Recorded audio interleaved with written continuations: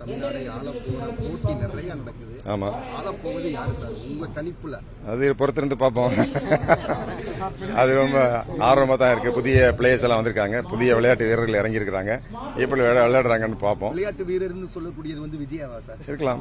புது விளையாட்டு வீரர்கள், பழைய வீரர்கள் அதோட சிறந்த வீரர்களா இருக்கிறாங்க. எனவே வந்து எப்படி விளையாடுறாங்கன்னு பார்ப்போம். ஆனா அவர் தமிழ்நாட்டில் வந்து நல்ல ஒரு ஆட்சி நடந்துட்டு இருக்கு. காவல்துறை இருந்தாலும் இவங்க ஜாதி கலவரம் கிடையாது, மத கலவரம் கிடையாது. தமிழ்நாட்டில் இன்னைக்கு சீரியல் கிரைம்ஸ், அதாவது சங்கிலி கொலைகள் குற்றங்கள் கிடையாது. வடமாநில கொள்ளையர்களுடைய அட்டகாசம் சுத்தமாக கிடையாது.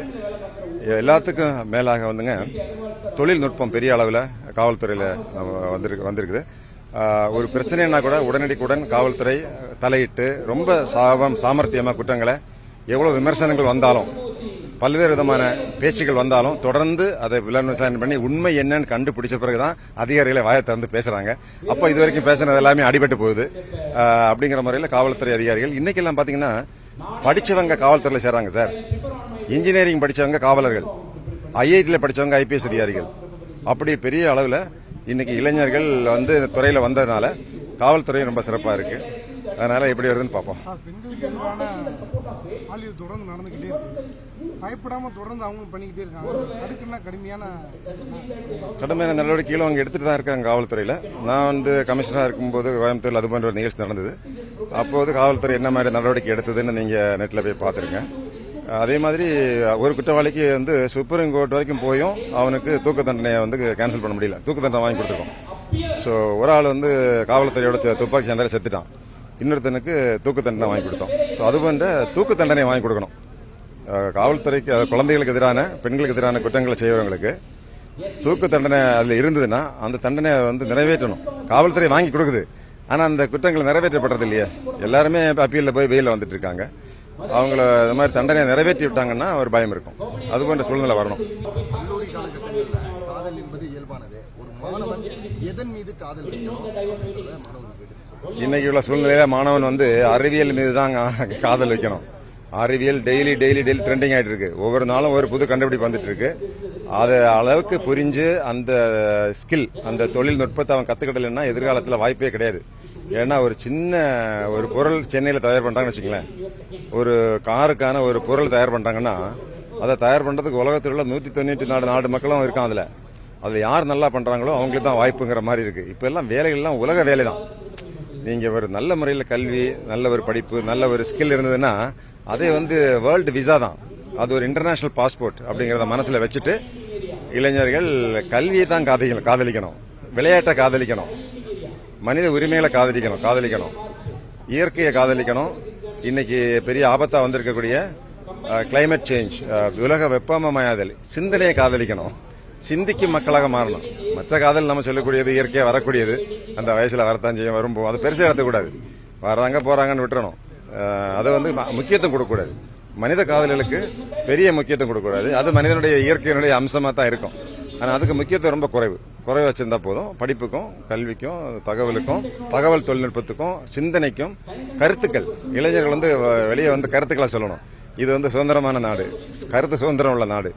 அப்படிங்கிற போது இளைஞர்கள் இன்னைக்கு உலகத்தில் இருக்கக்கூடிய, இந்தியாவில் இருக்கக்கூடிய இப்ப வேலையில்லாமை இருக்குது, வருமானத்தில் பெரிய வித்தியாசம் இருக்கு இல்லைங்களா. வலியவங்களுக்கும் எளியவங்களுக்கும் உள்ள வித்தியாசம், அதாவது டிஸ்பாரிட்டி. இதை வந்து ஏற்றத்தாழ்வுகளை நம்ம என்ன செய்ய போறோம்? பெண்களுக்கு பாதுகாப்பு இல்லைன்னு சொல்றீங்களே, அப்ப அதுக்கு நம்ம என்ன செய்ய போறோம்? நிறைய பேருக்கு இன்னும் வந்து விழிப்புணர்வு இல்லை, மூடப்பழக்கங்கள் மக்கள் மத்தியில் நிறைய இருக்கு. அதுக்கு என்ன செய்ய போறோம்? பொய்யான அறிவியல், சூடோ சயின்ஸ் மக்கள் மத்தியில் நிறைஞ்சிருக்குது. இப்போ கல்வித்துறையில் இருக்கு, மருத்துவத்துறையில் இருக்கு, விவசாயத்துறையிலே பாதி பொய்யான விவசாயம், அந்த பொய்யான அறிவியல் தான் இருக்கு, சூடோ சயின்ஸ்.